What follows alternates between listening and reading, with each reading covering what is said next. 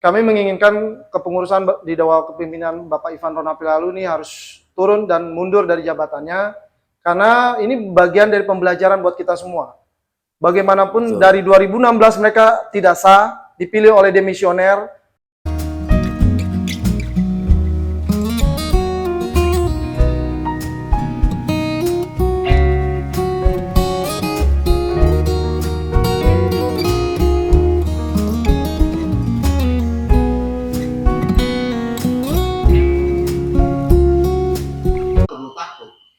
Selama ini kan kadang-kadang kan kita takut kepada manusia.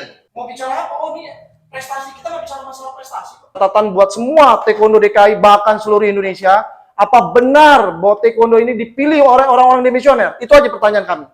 Kalau memang ini merupakan kebenaran, berarti mulai besok anggaran dasar, anggaran rumah tangga habis dikeluarkan, dihanguskan karena nggak ada gunanya dipakai. Itu aja. Harapan kami, mudah-mudahan ini bisa didengar dan menjadi kenyataan buat perjuangan kami. Terima kasih. Nah, kalau memang itu juga sampai somasi kedua dia tidak menjawab ini dengan baik, terus tidak ada titik temunya, maka mau tidak mau Pak Ivan CS harus ketemu kita di pengadilan gitu. Baik itu pengadilan umum maupun PT UN. Bahkan soal pengelolaan dan pengawasan soal setiap organisasi itu pasti ada lah dana yang turun dari negara gitu. Entah itu dari APBD turun ke Pemprov ke KONI ke Dispora sampai ke TI, itu pasti ada. Saat ini di mana pengurusan tersebut terpilih dari 2016 tidak sah atau dalam hal ini ilegal. Makanya sesuai dengan aturan anggaran dasar, anggaran rumah tangga yang berlaku. Dalam hal ini kami masyarakat Taekwondo DKI Jakarta berharap secara mediasi yang sudah kita tempuh selama ini tidak dipenuhi, tidak selesai. Makanya kami serahkan dalam hal ini kepada proses hukum yang mungkin kami kuasakan kepada Bapak Abdul Basir Latu Konsina. Dalam hal ini mungkin dengan pengacara, silakan nanti Bapak Abdul Basir Latu Konsina yang akan menjelaskan kepada media. Terima kasih. Sabam datang untuk meminta bantuan jasa hukum atau bantuan hukum ke Indonesia Human Rights and Corruption Investigasi. Kenapa mereka datang kemari? Karena berdasarkan data-data, bukti, dan penjelasan keterangan-keterangan melalui kantor kami yang kami periksa dan kami telaah, ternyata memang mereka ini sudah memberikan surat atau melayangkan surat, bahkan somasi kepada berbagai instansi. Cuma memang dari berbagai instansi ini tidak memberikan respon yang baik terhadap mereka gitu loh.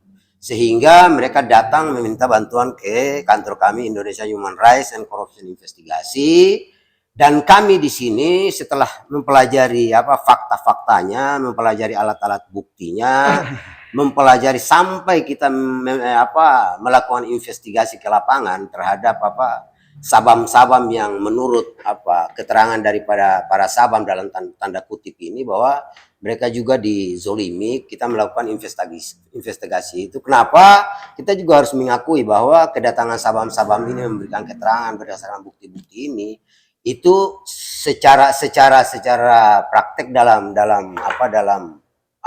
praktek penegakan hukum kita ini kan sifatnya kan masih sepihak.